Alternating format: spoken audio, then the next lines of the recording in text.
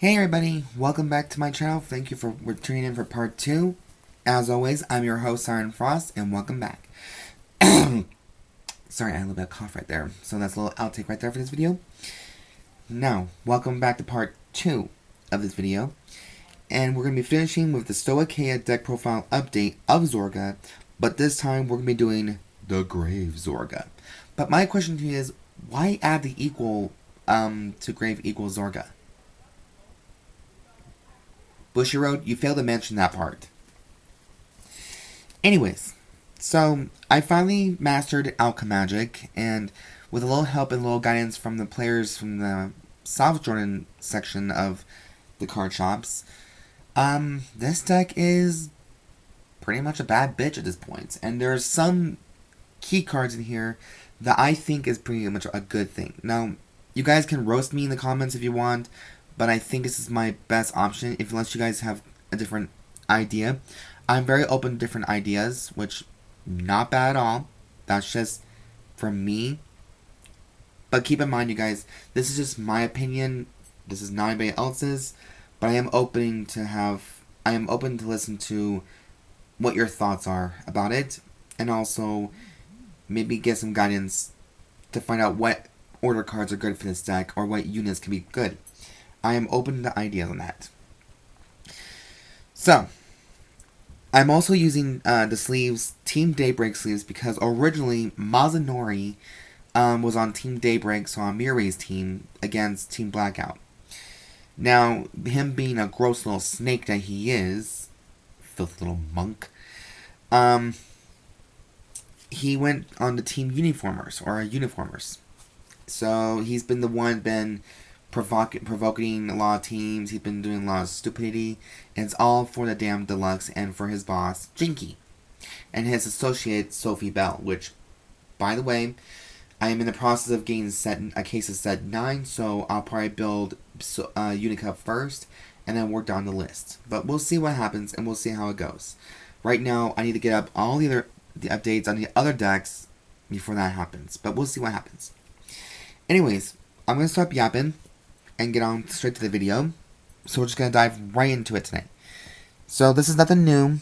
The lineup this time is going to be Dream Nibbling, Grade 1 Rancor Chain. I've seen people do a different Grade 1, but this is the Zorga build for me. So I'm going to try and do everything that's more Grand Blue based, or something like that. So, Black Tier Husk Dragon, and the new bad bitch himself. Well, let's put him right here because I think the video is there. So let's put this all nice and arranged the best way I know how. Yep, we're using the red Zorga. Dead Sea Spiritualist, Grey Zorga. Equal Zorga, which I have no idea about. And his skill is, if you did Alchemagic this turn, all your front row units get plus 5,000 power. Active skill, it's a Soul Blast 1, discard a card from your hand. Choose a normal order from your drop and put it into your hand. And to the end of the turn, when you would play a normal order, you combine a normal order with a different card name from your drop and Alchemagic. So basically, someone told me how to Alchemagic. You start with the card that you banish one card from your drop zone first, and then use the one that you want to discard from your hand last. Okay, so that seemed like the correct way of playing Zorga, and if not, then I'm open. Necessarily, I'm sorry. But yes, that is the confirmed ride line for this deck. Ow. Let me see. Ow. I don't know why my knees being like this right now. No, I am not on my knees. Okay, get your head out of the gutters, please. Get out of your head. Just. Ow. Okay, that's a lot better. Now, anyways, for the main deck, I'm still using the same triggered lineup from the last video I did, because it just seems to work in my favor sometimes. But I'm open to maybe try 4 draws and 7 criticals, probably. Or 3 draws and 8 criticals. You know, whatever sounds good right then and there. For right now, we're using all the other shindigs. Okay, so anyways, for heals, I'm using 2 of the WO's World Officials exclusive heal triggers, which is Soul, Repose, Pixy, Petronella. So, 2 of those. I find it very cute. And I've been using the other Pixy very well. That's just, I like cute scenes sometimes. And we're also doing 2 more of the power triggers, which is Zypsophila, Fairy, Asher. So, for that one. And then we're also using the Alchemic Hedgehog for that one. Of course, we're using 2 draw triggers, as always. 7 criticals, which is 3 Abyss Temptations. 4 copies of Lena. 2 copies of Frenzied Heiress, because I still want to keep that 20k shield value in handy in case the big numbers or else something else will go wrong. And then, of course, we have the over trigger. Now, someone made a joke about playing 4 over triggers so that you can get the million power of all time, kind of thing. But it's like, that's cheating. That's kind of dumb, dude. But still, it'd be funny just to play for funsies, to rebuild your deck and take out some your draws or your fronts, and so you can play 4 over triggers. I thought it'd be a little bit more hilarious, personally. But yes, that is the trigger lineup for my deck right here. Now for grade 1s, this was a big debate because I had a lot to think about this. So there's only 2 monster units in this deck, and there's 5 order cards. So 4 copies of Rogue Headhunter, because when it's placed on the rearguard circle, when you would play a normal order, you reduce the cost by Counterblast 1. So on some counterblastings, it's a free card effect. And also, when you would play a normal order anyways, he gets plus 5k power into his turn. Next, we got 3 copies of Custodial Dragon. So 3 of them. Now for the order cards, which is a big debate. Why is that one so dirty? Hold on. Okay, we got Sweets That Become an Evil Dream.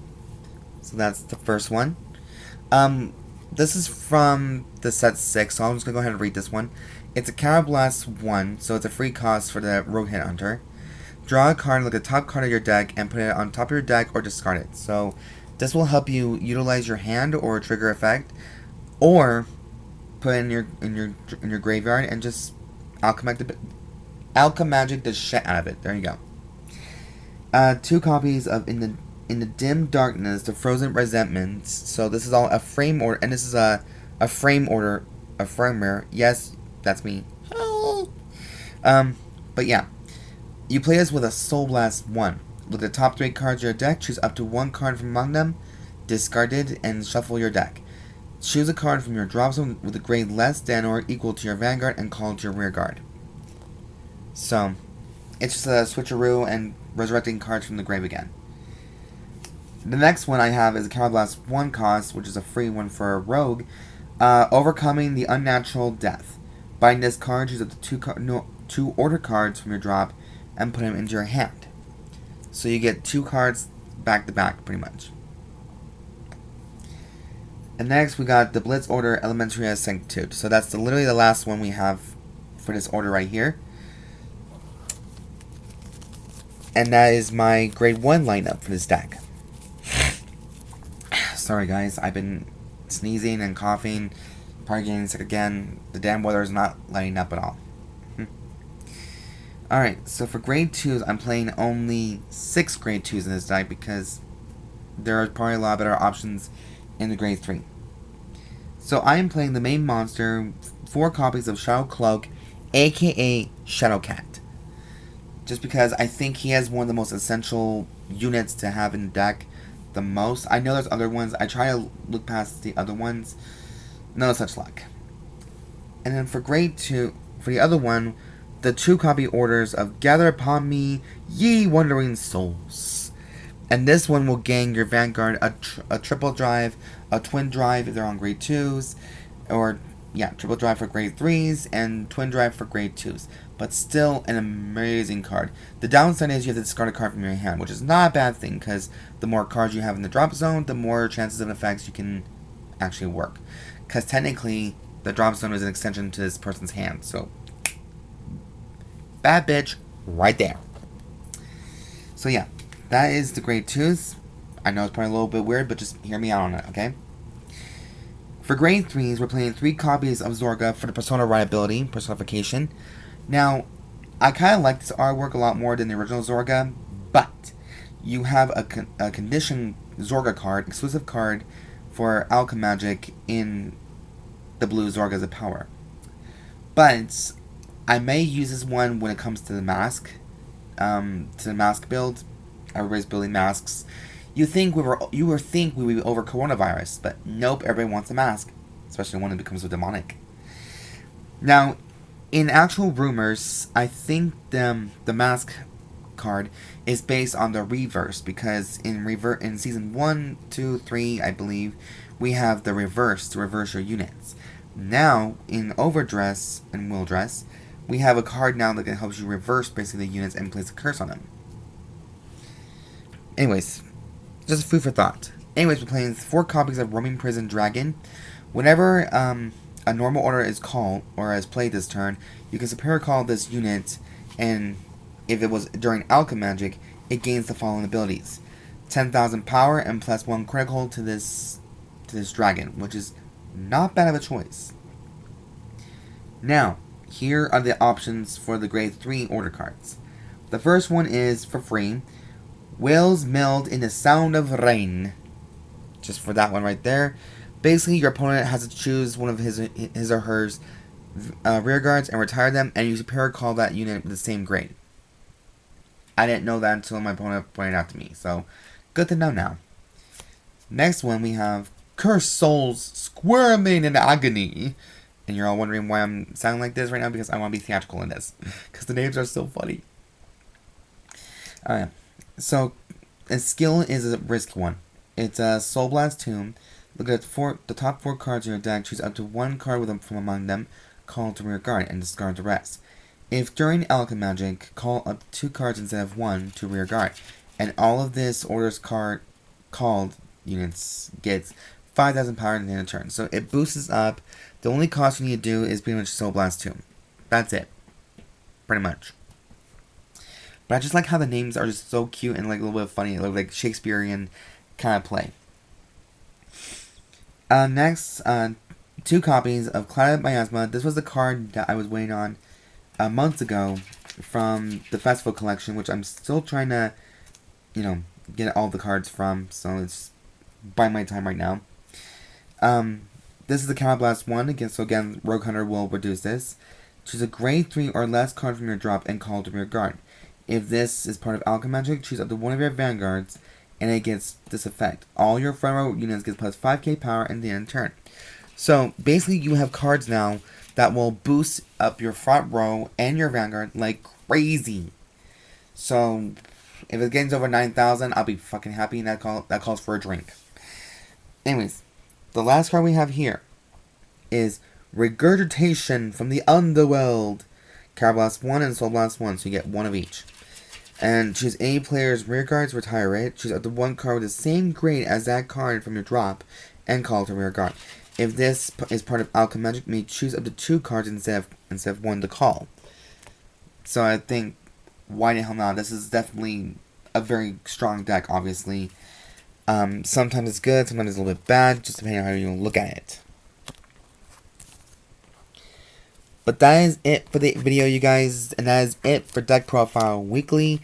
Thank you all so like, infinity thank yous to all my supporters and the people who have been severely patient and buying their time to watch me do a video again. I know it's been like months now since I did a video, and I was working, the snow was really bad, and I just didn't have the money to provide the cards for you guys now.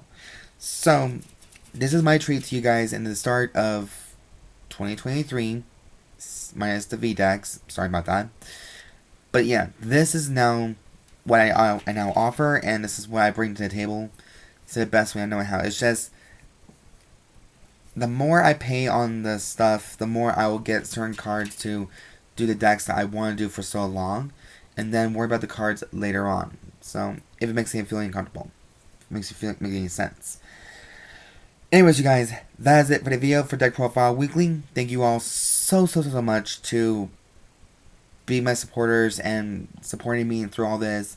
Your words mean a lot to me, and you think, and your advice is also very appreciated as well. You guys safe out there, stay safe, make good choices out there, and do not get any wrecks. If you're in in the Americas, stay safe, please. The storms are crazy here. Anyways, you guys, until next time, catch you all later, and as always, I've been your host, Siren Frost, signing out.